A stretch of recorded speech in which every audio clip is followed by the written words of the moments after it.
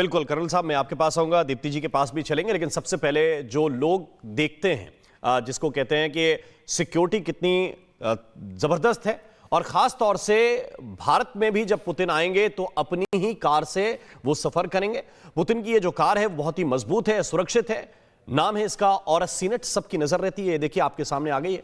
2018 से ही पुतिन की ये स्टेट कार बना दी गई। कार में जो स्पेशल फीचर हैं इसकी वजह से ये बहुत खास हो जाती है। अगर पंक्चर हो जाए तो भी चल सकती है। कार की रफ्तार 249 किलोमीटर प्रति घंटा है। ग्रेनेड या केमिकल अटैक अगर इस पर किया जाए तो उसको झेलने में भी सक्षम है। कार में इमरजेंसी ऑक्सीजन सप्लाई सिस्टम भी होता है कि इमरजेंसी में ऑक्सीजन की कमी इस कार के अंदर नहीं होगी। ये कई चीजें ऐसी हैं, जैसे फायर सेपरेशन सिस्टम है उससे ये लैस है, एग्जिट और कमांड सिस्टम से भी ये पूरी तरह से लैस है। ये खासियत है पुतिन की और इसीलिए उनका सुरक्षा घेरा सबसे मजबूत सुरक्षा घेरों में से एक माना जाता है। लेकिन दीप्ति तनेजा जी, मैं इस तरफ भी आना चाहता हूं। मैंने कहा कि पुतिन का भारत आने में इंटरेस्ट क्या है, एक बड़ी बात। दूसरी बात यह है कि हमारे जितने, जैसे अभी कहा कर्नल साहब ने कि बहुत सारे मंत्री भी आ रहे हैं।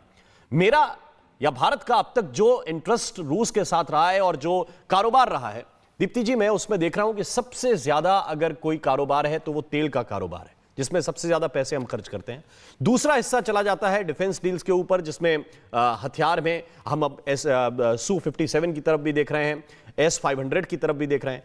लेकिन क्या बाकी चीजों की तरफ भी अब देखेंगे? और एक शब्द जो इस्तेमाल किया गया रशिया की तरफ से कि अब लिमिट तोड़नी है, नो लिमिट।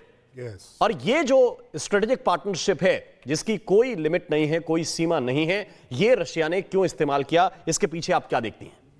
बिल्कुल राम, ये एक दोनों के फायदे वाला सौदा होने वाला है। ये पूरे वर्ल्ड ऑर्डर को रीसेट करने वाला सौदा होने वाला है।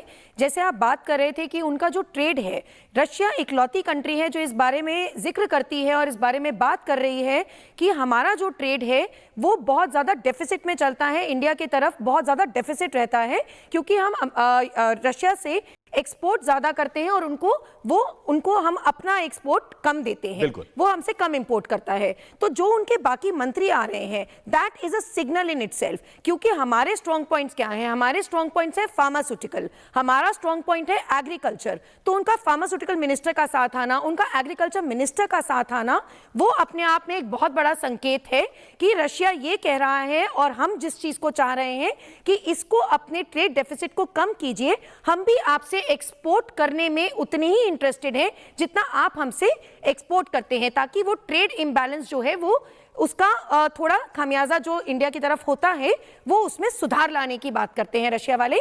फिर जो एक सबसे इंटरेस्टिंग बात है, केवल उनके मंत्रिमंडल ही नहीं आ रहे हैं, उनकी सेंट्रल बैंक की जो गवर्नर है अल्वीरा आ रही हैं साथ में।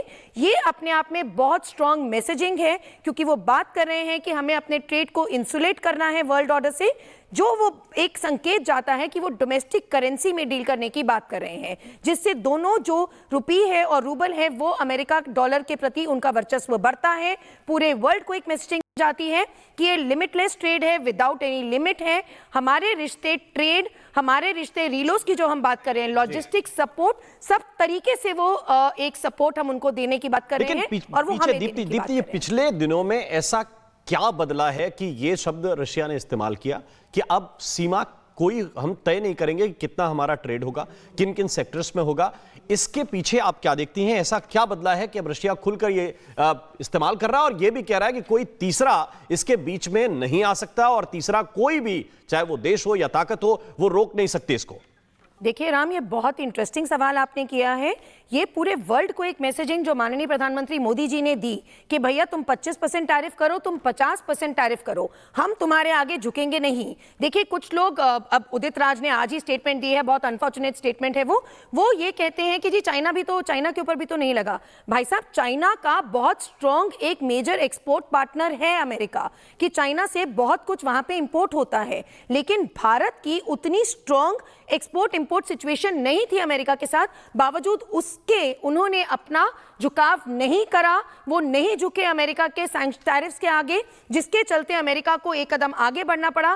सैंक्शंस की बात हुई, जिसका भी बहुत strong messaging both Russian side और इंडियन साइड, MEA ने भी दे दिया है कि this is just a temporary phase और हम इसको इंसुलेट करेंगे, हम इसके सैंक्शंस को बिल्कुल वर्चस्व ही खत्म कर देंगे अगर हम डॉलर में डील ही नहीं करते हैं। तो जब आप ये एक स्टैंड अपनाते हो तो रशिया को भी भी दिखता है भाई कि you are standing up for them, not just as a friend, even to the adversary. आप दिखा रहे हो, टू अ स्ट्रॉन्ग एडवर्सरी आप दिखा रहे हो कि नहीं भैया, मेरा रशिया के साथ संबंध बहुत पुराना है, ट्रेड के बियॉन्ड है, और मैं ऐसे समय में साथ नहीं छोड़ूंगा। बिल्कुल, एक नया वर्ल्ड ऑर्डर बनाने की जो तैयारी है उसकी रूपरेखा कह सकते हैं कि ये ट्रेलर है, पूरी फिल्म, पूरी पिक्चर अभी बाकी है। और हम देख भी रहे हैं कि डिप्टी तनेजा जी ने आज पूरा पूरे पेपर्स लेकर वो आई हैं, तो हमें लगता है एक एक सेक्टर का पूरा आज खाका तैयार हो जाएगा यहीं पर बैठे बैठे। और ये भी हम जान पाएंगे कि जिन मिनिस्टर्स की लिस्ट की बात अभी कर्नल शैलेंद्र कर रहे थे, उसमें एक स्वास्थ्य जो महकमा होता है वो काफी अहम होता है। और हमने कुछ खबरें ऐसी सुनी है कि रशिया ने कुछ बड़ा कर दिया है, तो क्या भारत पर भी इसका इंपैक्ट होगा? उससे पहले हम आपको बताएं कि रूस और भारत के संबंधों के लिए बेहद अहम आज का दिन साबित होने वाला है, क्योंकि दो महाशक्तियां आज मिलने वाली हैं, और जब मिलेंगे दिल खोलकर मिलेंगे। और प्रधानमंत्री ने पहले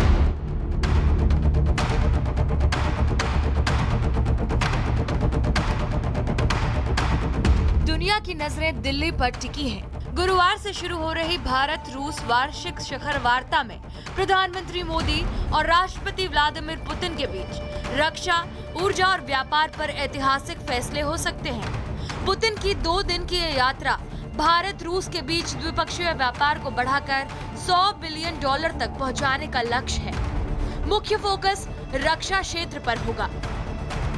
रशियन स्टेट ड्यूमा ने मंगलवार को ही reciprocal exchange of logistic supports यानी कि RELOS एग्रीमेंट पास कर दिया है। ये पैक्ट भारत और रूस के बीच सैन्य साझेदारी को मजबूत करेगा। RELOS का मतलब है कि दोनों देशों की सेनाओं को एक दूसरे के एयर स्पेस, पोर्ट्स और बेस पर म्यूचुअल एक्सेस मिलेगा, जिससे joint exercise, training, disaster relief और ह्यूमैनिटेरियन मिशंस में आसानी होगी। खासकर आर्कटिक नेवी ऑपरेशंस में भारत को रूस का सपोर्ट मिलेगा। ये पैक्ट फरवरी 2025 में साइन हुआ था और अब पुतिन की यात्रा से पहले इसमें मोहर लग चुकी है। रक्षा एक क्षेत्र है जिसे भारत और रूसी साझेदारी की रीढ़ कहा जा सकता है।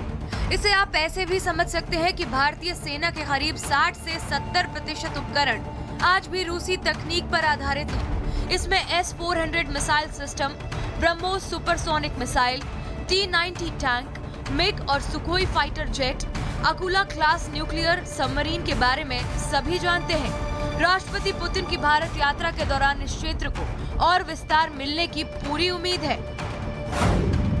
S-400 एयर डिफेंस सिस्टम पर नई खरीद की चर्चा भी तेज हो गई है। भारत को इसकी अतिरिक्त यूनिट्स भी मिल सकती है, जो चीन पाकिस्तान बॉर्डर पर हमारी एयर पावर को मजबूत करेगा। फिर Su-57 यानी कि 5th generation self fighter jets की खरीद को लेकर भी डील हो सकती है। S-500 एडवांस सिस्टम शील्ड की भी बात हो सकती है। साथ ही ब्रह्मोस मिसाइल के नए वेरिएंट को लेकर समझौते पर भी चर्चा हो सकती है। सुखोई 30 जेट्स जैसे रशियन सिस्टम को लेकर भी चर्चा संभव है। S-400 जैसे डिफेंस सिस्टम ने ऑपरेशन सिंदूर में अहम भूमिका निभाई थी। पाकिस्तान के हजारों ड्रोन्स और मिसाइल को इस डिफेंस सिस्टम ने मार गिराया था। हाल के दिनों में रक्षा से आगे बढ़कर ऊर्जा के क्षेत्र में भी रूस भारत के लिए बड़ा साझेदार बन गया है। यूक्रेन युद्ध के दौरान अमेरिका के विरोध को दरकिनार कर भारत ने रूस से तेल खरीदा। न्यूक्लियर पावर प्रोजेक्ट्स में भी दोनों देशों के बीच सहयोग बढ़ रहा है।